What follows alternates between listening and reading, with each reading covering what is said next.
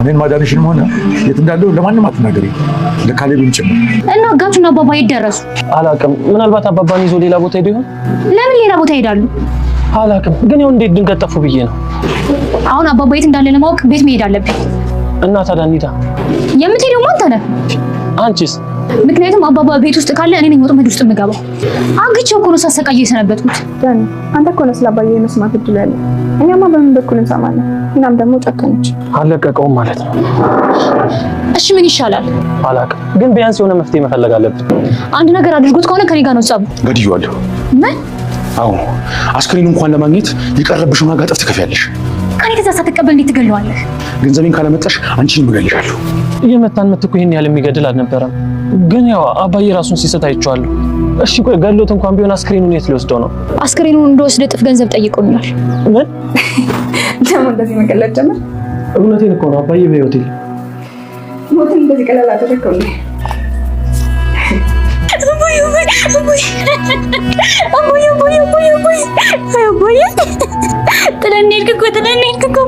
አባዬ መሞትን ሰማሁ እኮ ልቤ ተሰበረ። ከዚህ በኋላ ምን ቃል ተነፍሻለሽ?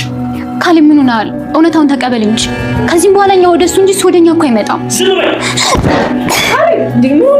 ካሌብ አባዬ በህይወት አለ። እኔ ነኝ ከታገተበት ያስመለጥኩት። ምን? የምርሽ ነው ቱት? የሞት ሰርተፊኬት ደግሞ ከየት አመጣሽ? በጥንቃቄ ነው ያሰራሁት። ፎርጅት? ታዲያስ መርማሪ መስካሪ የለ። በቀላሉ ገንዘብ አውጥተህ እኮ የምታሰራው ነገር ነው። ሰውነቱ ጤናው እንዴት ነው? ትንሽ ተጎሳቅሏል፣ ግን አሁን ሁሉም ነገር ሰላም ይሆናል። ተመስገን የኔ መድኃኒዓለም። አሁን ምንድን ነው ማድረግ ያለብኝ? ልብ በቃሉ ወይስ ለአንተ ልተው? ስመለስ ደውልልህና እንወጣለን። እሺ? ትሁት አጋቹን ባጣና ከዘረረች በኋላ አባባን አስመለጠቻቸው። ዳኒም ቲና አባዬ ሞቷል፣ አርፏል፣ አጋቹ ገሎታል ብለው ስለነበር በፍጹም ሊቀበል ወይም ውስጡ ሊያምን አልቻለም ነበር። በስተመጨረሻም የሐሰት የሞት ሰርተፍኬት አሰርታ ይዛ መታ። በዚህ ሰዓት ትንሽ ተጠራጥሮ ነበር። ለትሁትም ሄዶ አባዬ አርፏል እያላት በፍርሃት በመንቀጥቀጥ እየነገራት ነበር። ትሁትም ከትከት ብላ ሳቀችበት። ሞት እንዲቀልድ ነው እንዲቀላል ነው እንዴ እያለችው ነበር። ቲናም ቤት ሄዳ ካሌብን ለማስፈራራት ወይም ደግሞ ለማስደንገጥ አባዬ አባዬ አባዬ እኮ አረፈ እያለች እያለቃቀሰች ነበር። ካሌብም ተነስቶ አባቴ ላይ አተማርችበት ብሎ ጥፊ ነበር የመታት። አባባም ተመስገን የኔ መድኃኒዓለም፣ አሁን ምንድን ነው ማድረግ ያለብኝ? ልበቀል ወይስ ላንተ ልተው? በስተመጨረሻም አባባ ዳኒን መንገድ ላይ አግኝተውት ዳኒ እንዴት ነው ብለው አቅፈውታል። እሱም የአባባን ሞት ተጠራጥሮ ነበር፣ ውስጡም አልተቀበለ ነበርና አሁንም ሲያገኛቸው ደንግጧል። ሰላም ጤና ይስጥልኝ ውድና የተከበራችሁ በመላው ዓለም ያላችሁ ኢትዮጵያና ኤርትራ ናችሁ። እግዚአብሔር ይመስገን ደህና ነኝ። ትሁት ድራማ ወይም የሰራተኛዋ ግፍና የሰራተኛዋ ፍጥጫ፣ የግፈኛው ሚስትና የሰራተኛዋ ፍጥጫ ክፍል 42ን አብረን እናያለን። የባለፈው ክፍል ትሁት ቴናን ተከትላት ከኋላ የሄደች ነበርና አጋቹም አባባና ዳኒን በቦክስ መቷቸው ራሳቸውን ካሳታቸው በኋላ እሷ ከጀርባ ሆና አጋቹን ባጣና ዘርራው ነበርና ጀግናዋ ትሁት አባባን ለማስመለጥ ችላለች። ትሁትም አባባን ዳኒንም ለመጨመር ጊዜ ለማቃጠል አልፈለገችም እና አባባ ብቻ ይዛ ነበር በፍጥነት ከዛ የወጣችው። እኔም ሆኖ አባባ ራሳቸውን ስተው ነበርና በቦክስ ስለመታቸው ሁለቱንም ቀስቅሳ ይዛ ለመውጣት አልቻለችም። በፍጥነት አባባን ብቻ ይዛ መውጣት ነበረባት። እሳቸውን ብቻ እንደምንም ቀስቅሳ ይዛቸው ትወጣለች። ዳኒም እዛው እንደወደቀ ነበር።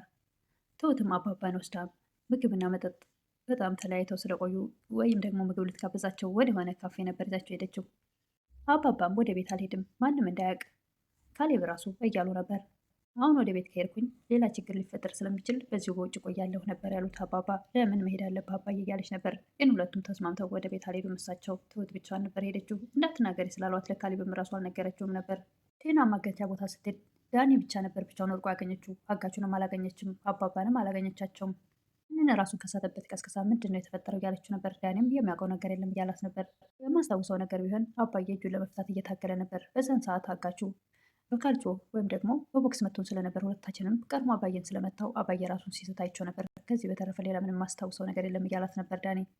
ቴናም ዳኒን ከዛ ካስወጣችሁ በኋላ አባዬን ታዲያ የት አድርጎት ነው? ከራሱ ጋር ወስዶት ነው ወይስ ገሎት ነው እያለች ነበር። ትሁትም አባባን ካስመለጠች በኋላ እሳቸውን ወደሚፈልጉበት ቦታ አሁን ወደ ቤት መመለስ አልችልም ብለው ከሄዱ በኋላ ወደ ቤት ትመለሳለች። ካሌብም ምንድን ነው በሰላም ነው ወይ? አንቺው ደግሞ ጠፋች ብዬ ተጨንቄ ነበር፣ ስልክሽም አይነሳም፣ ቲናም ቀን ሙሉ አልመጣችም እያለ ነበረ። ቲናን እኮ ባገኛት ዛሬ አግቼ አሰቃያት ነበር እያለ ነበረ።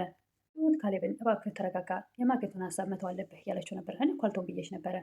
ካሌብ ግድ የለህም መተው አለብህ፣ እመነኝ፣ ይሄ ነገር ጥሩ አይመጣም። በችኮላ የምናደርጋቸው ነገሮችን ያበላሻሉ እያለችው ነበር።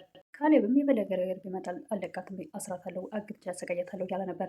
አታምነኝም እንደ እያለች ነበር። ትሁት አምንሻለሁ እያለ ነበር። እንግዲያውስ ካመንከኝ የቀድሞ ጨዋታ ይቀጥል፣ አሁንም ምንም እንዳላወቀ ሆነ ዝም ብለህ በሰላም ነገሮችን ለመፍታት ሞክር እያለችው ነበር። ቴናም ለዳኒ አባዬ ቤት ውስጥ ካለ መሄድ አለብን እያለችው ነበር። መሄድ አለ፣ እሺ በቃ እንሄድ እያለ ነበር ዳኒ። እና እንሄድ እያላት እያለ አይ እኔማ መሄድ አልችልም፣ አግቼው እኮ ሳሰቃየው ነው የከረምኩት፣ እንዴት ነው ወደዛ ቤት መሄድ የሚችለው እያለች ነበረ። አንተ ሄደህ ማጣራት አለብህ እያለችው ነበር። ዳኒም ወደ ቤት መጥቶ እንዴት ናችሁ? ስለ አባዬ የተሰማ አዲስ ነገር አለ እያለ እየጠየቀ ነበር።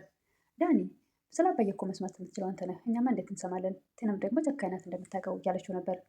ካሌብም አሁንማ እኮ ከዕለት ወደ ዕለት መጥፋቱን እየለመድ ነው እንመጣን። አይ አባዬ እንዴት ሆነ ይሆን? ምን ውስጥ ይሆን ያለው እያለ ነበር ካሌብ። ዳኒማ አይዟችሁ ምንም አይሆንም ደህና ይሆናል እያለ ነበር። ዳኒ የሰማው አዲስ ነገር አለ እያለ ነበር ካሌብ። ኧረ እኔ ምንም አልሰማሁም ስለጨነቀኝ ብዬ ነው የጠየቅኩት። ትሁትም አባባ ለማንም እንዳትናገሪ ስላሏት አባዬን እኮ ፈልጎ ማግኘት የሁላችንም ስራ ነው፣ አባዬ እኮ መልካም አባት ነው እያለች ነበር። እውነት ነው መልካም ብቻ የሚለው ቃል አይገልጸውም እያለ ነበር ዳኒ። ትሁትም እባክህ ዳኒ አዲስ ነገር ካለ አሳውቀን እያለችው ነበር። ዳኒም ችግር የለም ኧረ ይህ የሁላችንም ስራ ነው እያለ ነበር። አዲስ ነገር ካለ አሳውቃችኋለሁ ብሎ ከዛ ቤት ይወጣል። ዳኒም የሆነ ካፌ ቦታ ላይ ቴናን አግኝተው ይኸውልሽ አባዬ ወደ ቤት አልሄድም፣ ምን ማድረግ አለብን? የእውነት ግን ነው እያለች ነበር ቴና። የሆነ መፍትሄ መፈለግ አለብን እያለ ነበረ። የሆነ ነገር አድርጎ ከሆነ ከኔ ጋር ነው ጸቡ እና እሱ የደረሰ እያለ ነበር ዳኒ። አጋቹ ነው መረጃም ሆነ ገንዘብ ለመቀበል ወደ እኔ አልደወለም፣ እንግዲያውስ ከራሱ ጋር ወስዶት ይሆናል እያለች ነበር። ቴናም ለአጋቹ ስትደውል የምንገናኝበት ቦታ ሁልጊዜ ነው እያላት፣ ቴናም አጋቹ ጋር ስትሄድ እርጦ ነበር ያነቃት። ምንድን ነው ነገሩ እያለች ነበር። አታስመስይ እባክሽ፣ የት ነው የወሰድሽው እያለ ነበር። ማንን እያለች ነበር ቴና። የታገሰው ሰውዬሽን ስለምትለው ነገር እኔ የማውቀው ነገር የለም፣ ግን ተረጋግታ አነጋግረኝ። ሁለቱንም ሰዎች አስመልጠሻል፣ ስለዚህ ከጀርባዬ ሌላ ተንኮል እየሰራች ነው። ተደጋጋሚ ስለምትለው ነገር አላውቅም እያለችው ነበር። እና ስለዚህ ቦታ ሌላ የሚያውቅ ሰው አለ እንደ እያላት ነበር። ስለዚህ ቦታ ማንም አያውቅም እያለች ነበር ቴና። ባለፈውም እኮ እንደዚህ ብለሽ አታለሽ ነበር። አጋቹን በተደጋጋሚ አንገቷን እያነቃት ነበር። ተገኝና ተረጋግተን እናውራ። ጠዋት ስመጣ እኮ አንተም ሆነ ዳኒ አልነበራችሁ። ዳኒም ብቻ ነበር ያገኘሁት፣ አንተም ሆነ አባዬ አልነበራችሁም። ኧረ እባክሽ የምትፈልጊውን ካስደረግሽ በኋላ እያላት ነበር። እኔ እኮ የምፈልገው ከአንተ ጋር ነበር እያደረግኩ ያለሁት፣ ተረዳኝ እባክህ እያለች ነበር። ሰውየውን ወስደሽዋል እያለች ነበረ። እሷም ሰውየው በጭራሽ እኔ ጋ የለም፣ ሰውየው እኔ ጋ የለም፣ እቤቱም ሄጄ ነበር የለም፣ ገንዘቤን አንድ ባንድ ቆጥረሽ አምጪ እያላት ነበረ። አባባን ከወሰድክበት ካልመለስክልኝ ከኔ ምንም አይነት ገንዘብ አታገኝም እያለችው ነበር። እንደዛ ነው እንዴ? በቃ አንቺ በምበቀልሽ እበቀልሻለሁ እያላት ነበረ። እሺ አባዬን የታረከው እያለች ነበር ቴና። ገድዬዋለሁ፣ ደግሞ አስክሬኑን ለማግኘት ለቀረበሽ ዋጋ እጥፍ ትከፍያለሽ እያላት ነበር።